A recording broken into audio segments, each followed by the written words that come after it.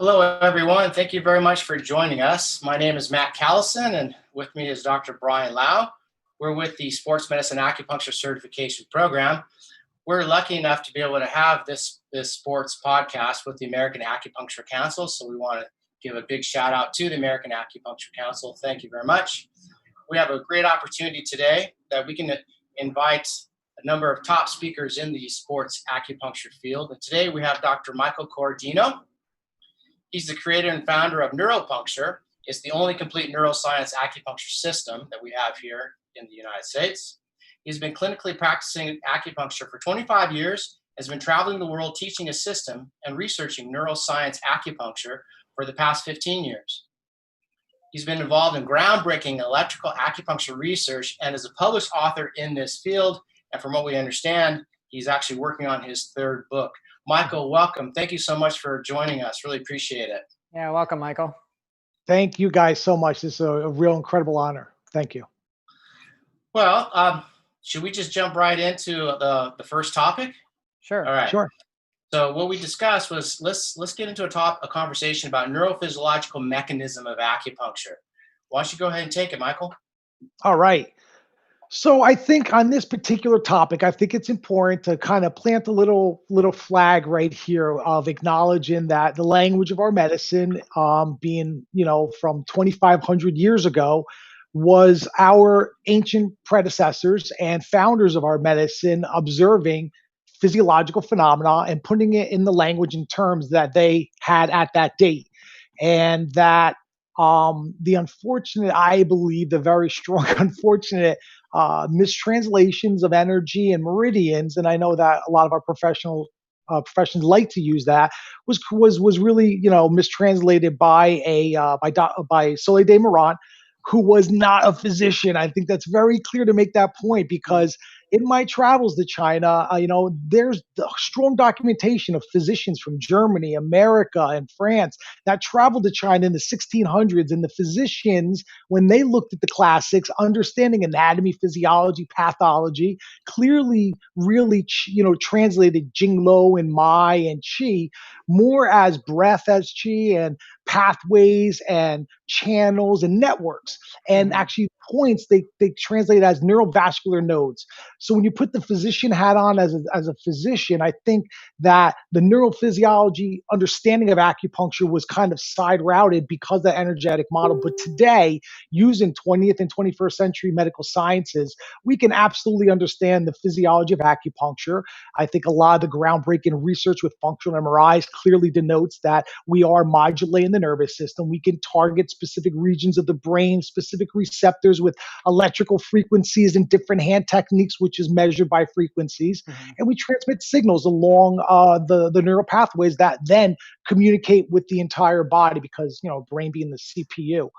I teach 5 main neurophysiological mechanisms, and I think they really clearly do explain all of acupuncture's clinical phenomena today. Awesome. All right, Well said. Brian, do you have anything to add? Yeah, well, in the work we do in sports medicine acupuncture, I think, Michael, you probably look much more from the neurological aspect than we do, though, of course, we do take a lot of consideration of the neurology, Jiaji points, and we'll get into those in a little bit. Of course, motor points, we'll get into those in a little bit. But one of the influences of mine in the last several years, and I think, speak for Matt, maybe he'll agree with this, is some of the work from the physio from Italy, Luigi Stecco. And he has a very fascial, kind of myofascial mechanism, but also, his work is called myofascial techniques or something like that, myofascial therapy. But he initial terminology they used was neuromyofascial, because, he's looking at how the fascia communicates mechanical pull, and helps through that mechanical pull helps inform proprioceptors in that area. That it's really a mechanical stimulation that informs those proprioceptors, and then that helps in terms of coordinated movement, helps certain muscle groups work together to be able to fire, and then the antagonist to be able to relax. And there's a communication network that to some degree is the brain, but it's really also, his view is a little bit of the mechanical communication that is really driving that stimulation. It's a little bit more of the fascial aspect. I think you're a little bit more in the neurology aspect. I don't know if the two necessarily are exclusive, but No. it's an interesting perspective. Yeah, that's a good point. And as we know, it's that there's no real segregation with the human body, right? I mean, it's all interconnected. So with the nerves, I think we can probably say that those nerves are a big part of the channels, but that's not the only part of the channels, right? So True. with the neural stimulation, that is going to be affecting every cell in the body, no matter where you end up putting the points. There's always going to end up being a change. So that's the fantastic thing about neurophysiological aspect. So, I mean, adding the different frequencies and the different waves onto the needle itself is going to be obtaining a number of different rewards or penalties sometimes. Exactly. Unfortunately, Absolutely. you can still treat the excess and the deficiencies using electric stimulation. And so it's fantastic. I love this topic. It's a good one. Michael, back to you. I would like to definitely add, like what Brian was saying. I don't think they're not connected, as Matt just clearly stated, the fascial nervous system, because there's been some real strong research that, supports the fascia being implicated with acupuncture, but the fascia wouldn't be able to transmit some of their signals without neural innervation.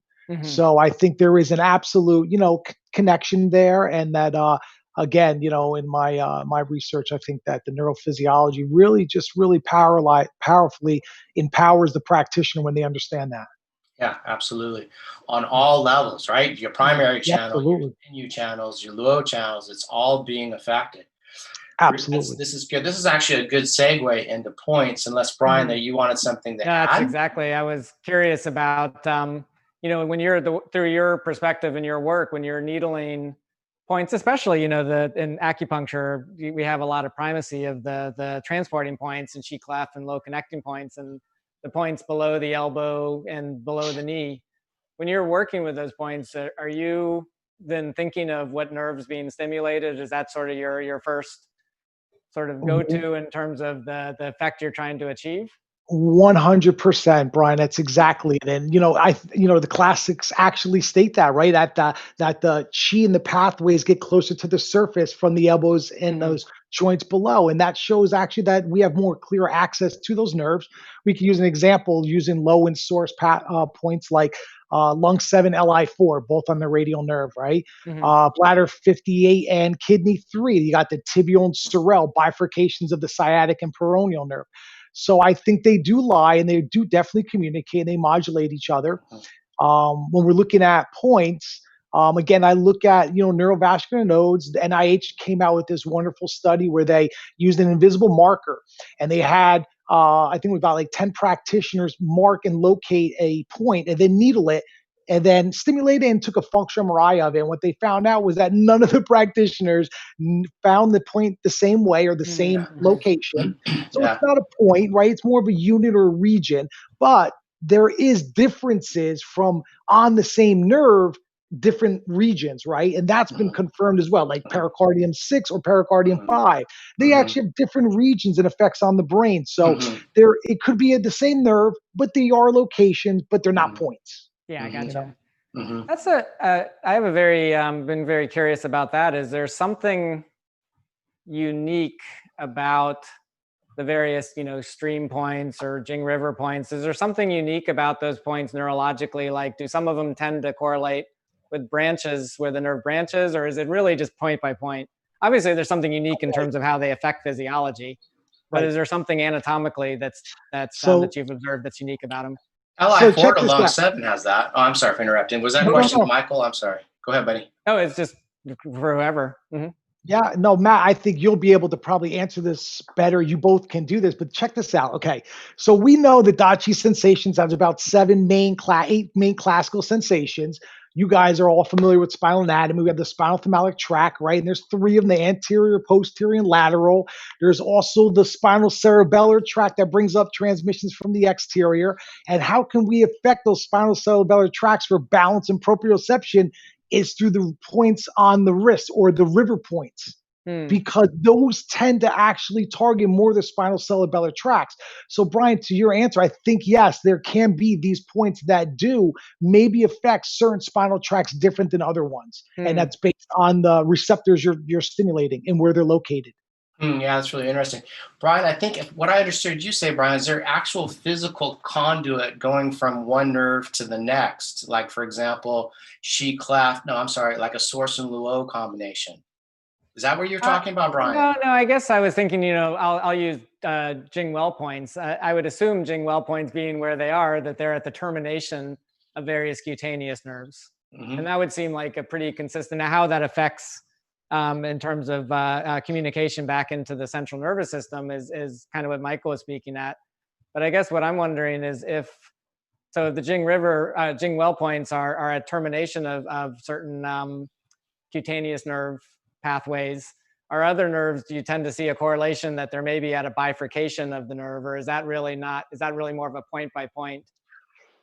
Well, I do know that perfect example again, right? Using the low end source of large intestine 4 and lung 7, that's great for upper respiratory things. We know that's the radial nerve. It goes into the brachial plexus. The cervical 8 nerve is part of the brachial plexus, and that's Ding Chuan. Those nerves do affect the lungs. So we do see, I think, those correlations, just like bladder 58, kidney 3, cerebral tibial or peroneal tibial running up into the low back, helping out with low back pain, and then any visceral muscular reflexes, which I'm sure we'll go over at the Huatuojiaji points. Yeah, sure. So I see some correlations to that. Cool. Right. We have a video on our I was YouTube. thinking of that. Yeah, we've got a video on our YouTube channel that shows the interdigital nerve that branches off of the radial nerve and goes right in toward LI4. So Nice. we saw that. Yeah, it's so much fun. We saw that. So we saw that connection. But then in our cadaver dissections, we looked at other source and low anatomical areas to see if there was a branch like that. And we couldn't quite find it. And this is where we hypothesized that it's probably more of a going from nerve to then fascial plane that connects to that point. And then you have that mechanical aspect. Yeah, I don't know, but it's just kids. We're just loving what we're doing, so we'll check out the next cadaver and see what we can find. Absolutely. I mean, when I was there for your cadaver, I'll bring it up when we get to the motor points. But you guys just do phenomenal cadaver work and dissection work, and I'm really impressed. Man, we'll talk about it. Well, we'll talk about it when we get to the other stuff. Definitely. Thank you, Michael. It was a real pleasure to hang out with you as well. That's for sure. Thank you. Should we get into the motor points? Sure. All right. Okay. Sure. Well, something that I've been researching for a long time is the neurophysiological location of the motor point located on the skin, and then going deeper to see where that motor entry point actually is. So there's different names for the motor point. Some people call it a neuromuscular junction, which can be a motor point. That is, from what I know of, as being an internal motor point. The research that I've been working on would be where the actual motor nerve enters into the muscle itself. Some people call that the neuromuscular junction. It's not my understanding of it. That would actually be the motor entry point. Then the nerve would then branch off and go into proximal neuromuscular junctions, and then still travel along into distal intramuscular junctions, neuromuscular junctions. So yeah, I mean, this is something, these points become Acupuncture points that have been treated for thousands and thousands of years, and very, very useful, as we know, to be able to treat these, and mixing these with acupuncture points to be able and some to of them heal. are acupuncture points. Yeah, many of them are acupuncture points, exactly. And also many of them are notable Acupuncture points. So by treating these in a system, we've seen that it can be able to relax the myofascial systems and change posture and such. Now, what's something that we haven't actually done, which in the seminars that we have, Michael and Smack, when people ask questions about, do you apply electric stem to certain things? I do use electric stem on some, but only probably about 10%. This is where I refer my class to your program. Yeah. And that's when I refer the neuromuscular section of mine to you, Matt. I swear to God, I tell all my practitioners, you want to really dive into this, go to the master, go to Matt. Trust me. Well, they both complement each other. They both complement each other very well. Absolutely. Hey, if I can add some to that, when we were dissecting and I was doing that when we were working together, man, I have a picture of it, of the dissection of that neuromuscular junction that you were able to dissect right down to that junction. So we were able to do that with what? Scalpels, our hands, and our Hmm. eyes. So going back Knowledge again, and knowledge, yes, knowledge. Hmm. knowledge. And I don't think that I think it would behoove us to not think that maybe our ancestors had some of that Sure. understanding as well. Yes. And that they were doing that, and they definitely saw those wonderful nerves activating the Yes. muscles and put some of this together, and it might have got lost in translation a little bit. But man, Matt, you impressed me so much you went right down and you nailed it, man. I mean, that was beautiful. It was really incredible. Oh, Yeah, buddy, it I seems got like I that's got a lucky. Thank you for that. I appreciate it. Lucky seems I like that's got a that. common misconception about dissection. I mean, the weights of the organs are in the classics. Yep. It's just so much. There's a lot of anatomical description in there, and how much information is lost too, and how much of the information didn't carry forward in books that maybe got lost along the way. So I think it's obvious that there was dissection going on and exploration of anatomy, and how well how deep that understanding was. It's hard to say, but it seems like it's pretty solid. Yeah, absolutely. So Yeah. when they were doing the dissections, like Huatuo, my hero, can you see him over my Yes. shoulder here? My inspiration, my leader. Yes. If there was ever a person that I would like to be able to have met, it would have been Huatuo, right? I would have liked to have sat down with Huatuo and Galen from the Roman Empire that were at the same time, 180 AD. Yeah, that's Galen cool. knew the afferent and efferent nerves. Huatuo knew the spinal segments. Man, let's have tea or some maybe Italian wine with them. Do you think they would have gotten along? I don't know. We'd have to. Yeah, right. Two empires, right?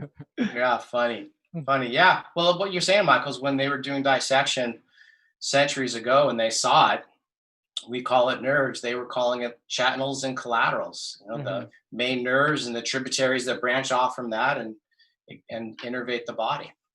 Absolutely. Yeah. Absolutely.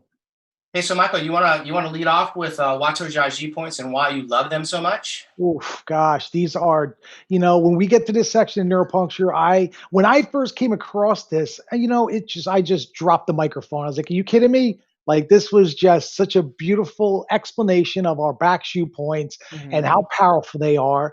And in short, the Huatuojiaji points created by Huatuo, discovered by him, it's not a coincidence that they line up viscerally with the motor or the muscular visceral reflex that's in the spinal segment. So when you needle into the muscle, and there's also a cutaneous visceral reflex, you're affecting these inner motor neurons in the spinal cord, and you can absolutely affect visceral change, and that's been proven. And it is just amazing. And the only thing that we do a little differently is we now know through, again, the great anatomy and biomedicine we know now, that there's not just one segment per organ, right? They might have 3 or 4.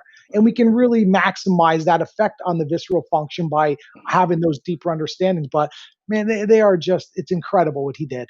Incredible. Yeah, that's right. That's why I always joke. And when you see images of him, his forehead is so big because his brains are so large, right? Yeah, right? Good point. Way ahead of his time. Brian, is there anything that you want to add to the Huatuojiaji points?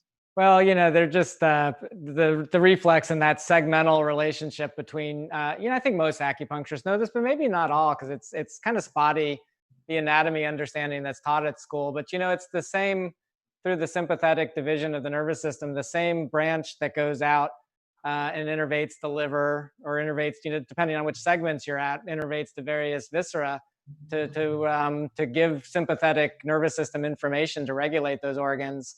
At that same segmental relationship are the ones that send that posterior dorsal rami, the medial branch of it, into the Huatuo, and then the lateral branches into the internal and external Back-shu line.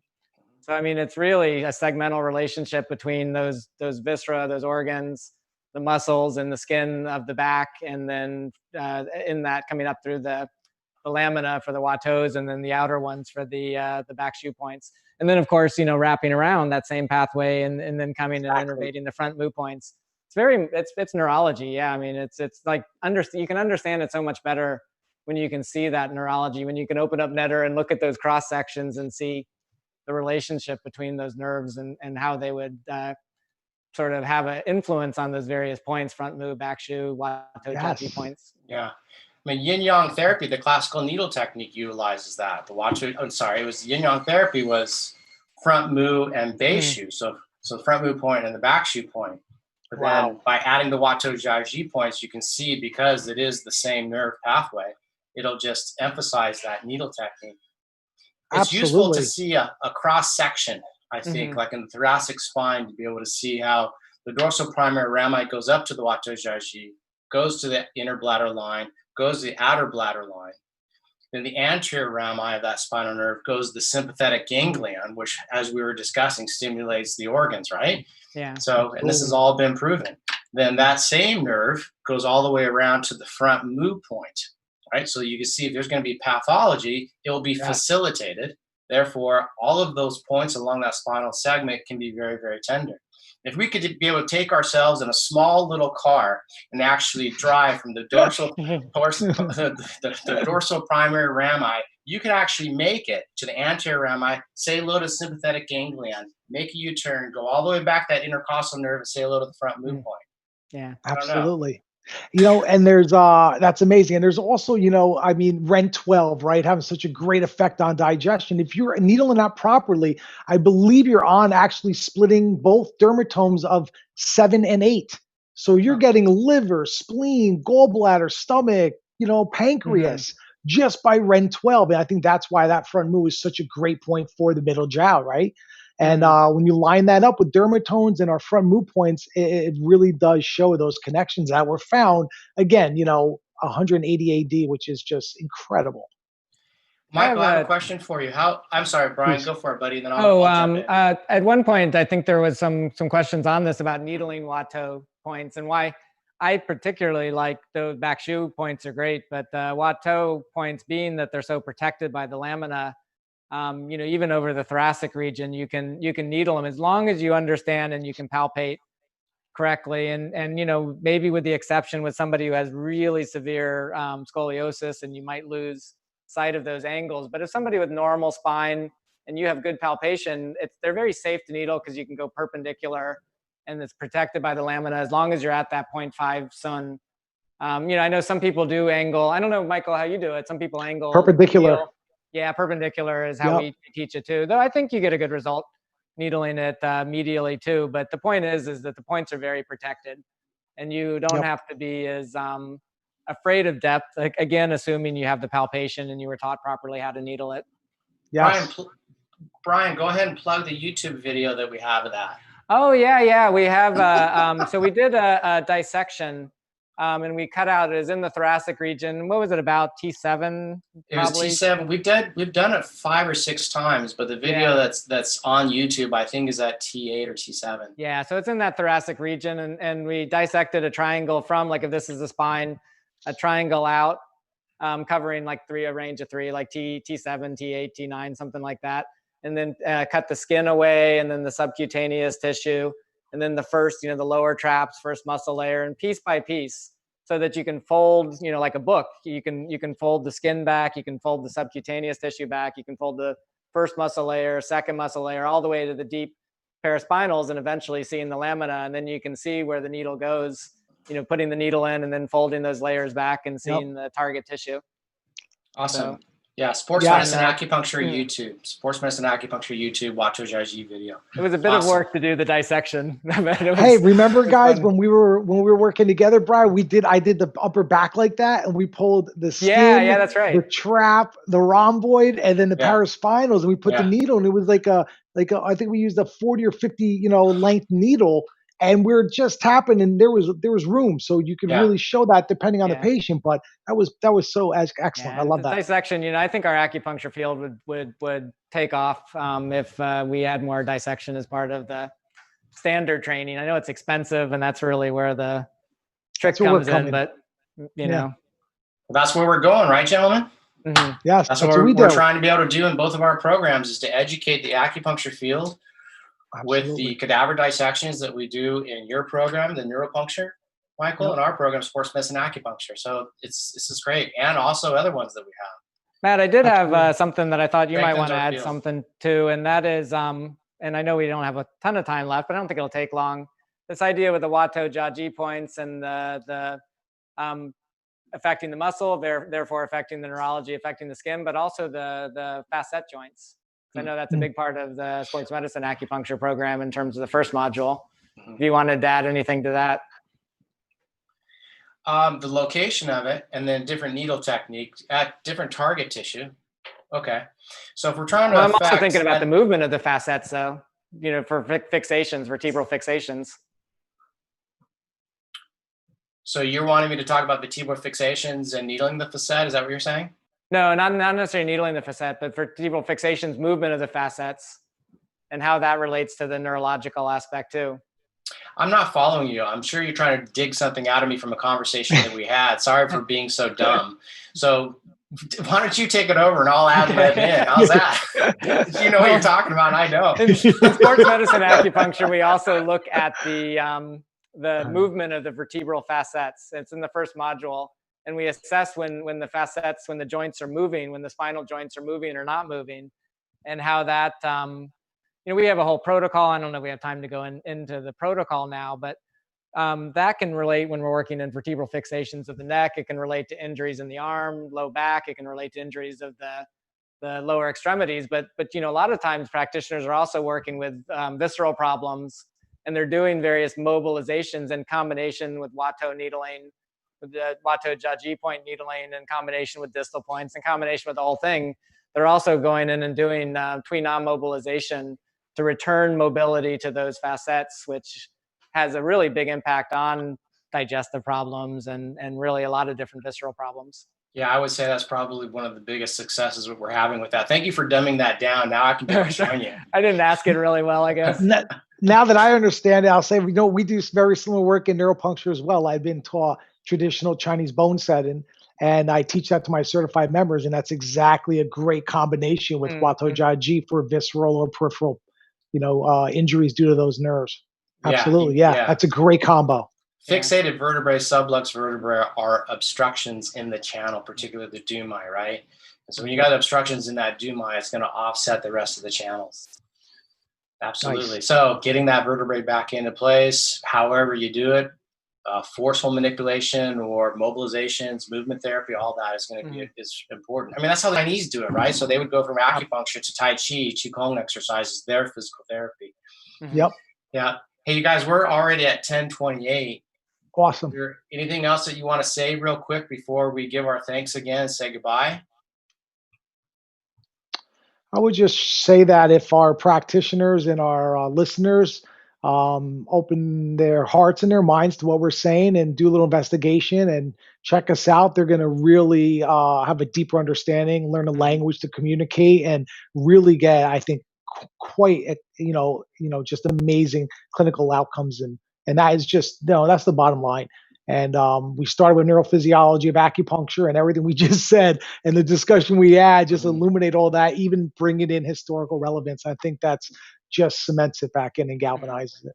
Yeah, absolutely. Yeah, I second the motion with that. For those people that are interested in what we were discussing and really excites you, please check out both programs and just see which one's the best fit, or both of them. Absolutely. Because Michael's a great guy, as you can see. He's super knowledgeable. He's a hell of a practitioner, and his protocols work. So that's something that you want. I mean, you need to be able to have that in your main focus of practice, and also different things you put in your back pocket. So when you're actually practicing yourself, you remember what Michael taught you, and that can get you out of a lot of problems. Yeah, both Vice of our versa programs are very treatment oriented, assessment and treatment oriented. Absolutely. So I think we have to do our little goodbyes now because it's 10:29. So I'm Matt Callison. I'm the president of the Sports Medicine Acupuncture Certification Program. My colleague and dear friend, Brian Lau. Go ahead, Brian. Okay, I'm a faculty of sports medicine acupuncture certification and practitioner in Florida, along with Michael, though we're in different cities. And thank you very much, Michael Cordino. Really appreciate you coming, pal. Yeah, it was really, really nice. We want to thank the American Acupuncture Council again for having us. Next week, stay tuned for Virginia Doran. She's going to be with us in the American Acupuncture Council, so that'll be something to check out. Again, you guys, thank you very much. It was a lot of fun. Yeah, it was fun. Thank you. You guys are awesome. I appreciate it. Very honorable. All right, take care. Bye-bye. Thanks, guys.